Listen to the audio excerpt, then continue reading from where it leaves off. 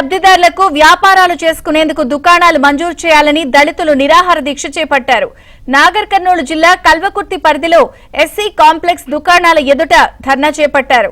ఏప్రిల్లో ఇంటర్వ్యూలు జరిపి రాజకీయ ఒత్తిళ్లతో అనర్హులకు కేటాయించారు అని దళిత నేతలు ఆరోపించారు. ఈ విషయంలో జిల్లా కలెక్టర్ జోక్యం చేసుకుని అర్హులకు దుకాణాలు కేటాయించాలి అని డిమాండ్ చేశారు.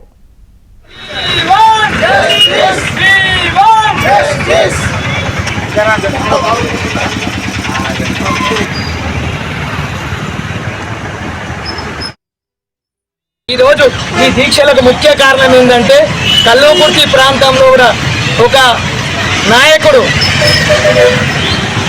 ఆ నాయకుడి పొరపాటు వల్ల ఇలా దళితులలో కూడా చిచ్చులు పెట్టడం జరుగుతుంది.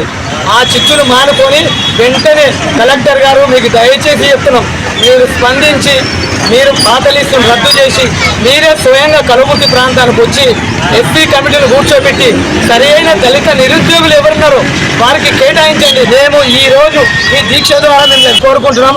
దళితుల మధ్యలో చిచ్చు పెట్టే నాయకులు ఎక్కడున్నా సవాల్ చెప్తున్నా, దళితుల మధ్య రావద్దు, దళితులకు చిచ్చు పెట్టవద్దు. దయచేసి చెప్తున్నా, మా దళితుల షాపింగ్ కాంప్లెక్స్ శాత అయితే న్యాయం చేయండి. ఈరోజు బీజేపీ నాయకులు వచ్చారు, మాకు న్యాయం చేయండి. ఇదే విధంగా వచ్చి మాకు న్యాయం చేయడానికి మీరు అందరూ సహాయ సహకారాలు కోరుతున్నాం. పేరున అన్ని పార్టీ నాయకులకు మేము పార్టీలకు ఖచ్చితంగా దళితుల కోసం పోరాటం చేసే